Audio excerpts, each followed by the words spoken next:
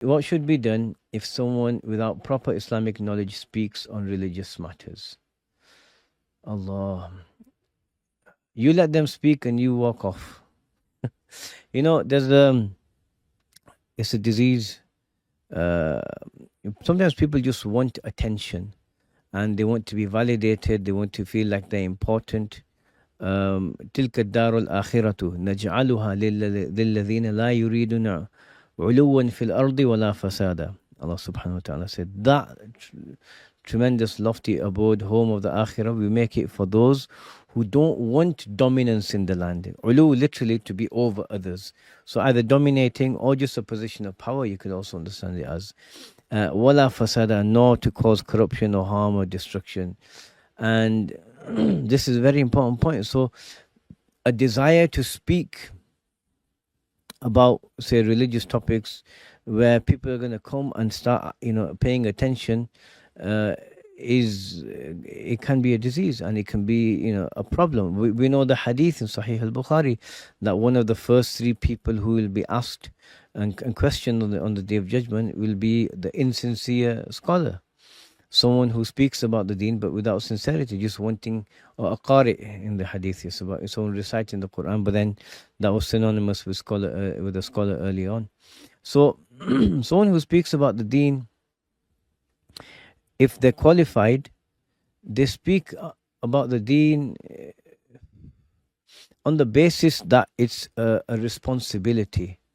It's a responsibility. Allah has honored them with that knowledge that they require to save themselves from the hellfire and to obey Allah and serve Him.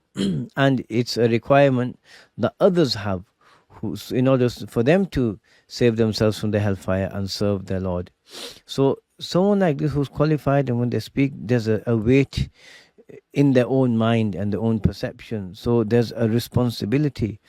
And like, for example, when you look in the books of Fatawa, and if you look in when what a person has to study to answer questions, like there's a narration where one of the ulama said that Sayyidina Umar, for certain questions, he would gather all of the people who attended Badr, like the earliest Muslims. What's your opinion on this? And then there's people who just, something just as serious, they'll just throw out an answer without even being qualified for it. ومن قال في القرآن برأيه فليتبوأ مقعده من النار. Hadith in the Jami of Imam al-Tirmidhi. Whoever interprets the Quran out of his own opinion, unqualified opinion, then let him take his seat in the hellfire. We see it all the time. Someone casually saying, well, this verse means this. Do you know what you've just done? Do you know the weight and scope of what you've done? And most of the time they don't care. And we also see, people who haven't studied with the ulama, haven't got a standard of understanding the deen, interpreting the deen, using well authenticated, established works by scholars who have been authenticated and approved of by their peers, their contemporaries, those after them, their teachers, in the whole succession of an entire system. These people might have read a few articles here, gone and clicked on something here. We know Islam, and they talk about it. And the first thing you notice from them is a lack of nuance. Everything is black and white. No, everything isn't black and white. And they want to give a black and white answer here, and they want to give a black and white answer there. Why did the Sahaba differ over the rulings of the deen? They were all Arabs. Why did they, differ over? Why did the ulama differ? Okay, how much of the head do you have to wipe in wudu? Why are there something like 4 or 5 positions on this? Is this classed as wiping the wudu, your head? Just with your hand there, or do you have to do the whole, or is it just touching? There are positions regarding this. So one thing they lack is nuance, and nuance in understanding. Not everything is black and white. Even sometimes someone who posits a position that's not a mainstream position, as a person, as a faqih, he won't automatically dismiss it, because there may be some aspect of validity to it. If he is going to dismiss it, it's only based on proof. So, someone just hears a position that just, that's wrong. No, so someone who's speaking about the deen without being qualified for it, they're harming you and they're harming themselves. And this is rife in our times.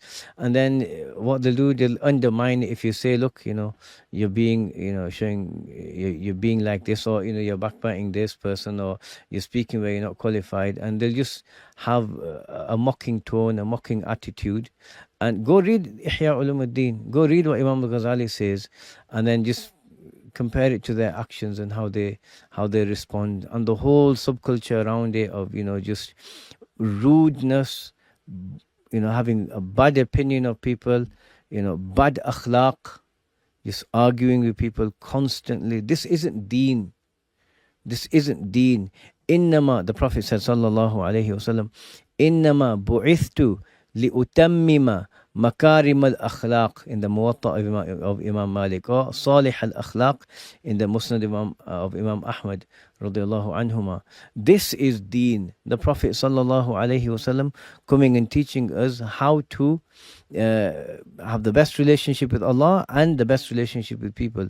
And if you're an argumentative person and you just go around picking fights and arguing, and your life's a constant stream of rebuttal and criticism, you've got a major aspect of your deen missing. And quite frankly, someone like that doesn't deserve to be listened to. You can say whatever position you want, but are you actually helping people in their relationship with God? No. Oh, we're just showing what's true. Okay, show what's true by teaching what's right, and then living it and learning, with someone who's qualified to teach you something, and learning to a standard where you are able to see the weight of what you're saying, and then do it. But otherwise, if it's it's what they like on YouTube, they have these things in it, that clickbait. They'll have a title, or some guy with a funny type of image, and like, oh, you won't believe, or rage bait, right, where someone picks a fight with another person, and that's it. So, is this deen? Is this what the Messenger of Allah sallallahu alaihi wasallam faced difficulties for in Mecca for 13 years and then another 10 years in Medina? Is this why the Sahaba were tortured? So these people could just go casually say whatever they want about the deen? We know why, because in my opinion, I read it, I read it on a tweet somewhere. That's not deen. So someone like that, someone who talks, who's not qualified, who hasn't had, years of training, because it's not just training of how to understand a fiqh book or an aqidah book or a this position and that position. Some of these things can be understood, but as they say, like وَلَلْآخِرَةُ خَيْرٌ لَكَ مِنَ الْأُولَى. Like a faqih is someone who knows that the akhirah is more important. And having يَوْمَ لَا يَنْفَعُ مَالٌ وَلَا بَنُونَ إِلَّا مَنْ أَتَى اللَّهَ بِقَلْبٍ سَلِيمٍ. The day where wealth and children won't benefit unless someone brings a sound heart to Allah. But then what does this crowd do? They'll just kind of dismiss it. Oh, these guys are just talking about, all they talk about is this, and they don't. No, this is what the deen's about. And if you don't see that, then Allah subhanahu wa ta'ala in an instant could fix every problem with all of the believers in this life. But the problems persist because of His wisdom. And so we can be tested, others can be tested. And part of that test is how are people's interactions with each other. So yeah, that's the simple matter. If someone is speaking about the deen, sometimes they do more harm than good. How many times here on this stream or in others have I seen, I've lost count, where someone says, I did X, Y, and Z. Is it shirk? Some guy asking me yesterday, I revived a character. He's playing some game, I don't know, probably shot someone and his teammate got shot. And so he revived him. Have I committed shirk? Like, just where are you getting your understanding of shirk from if you think that's shirk?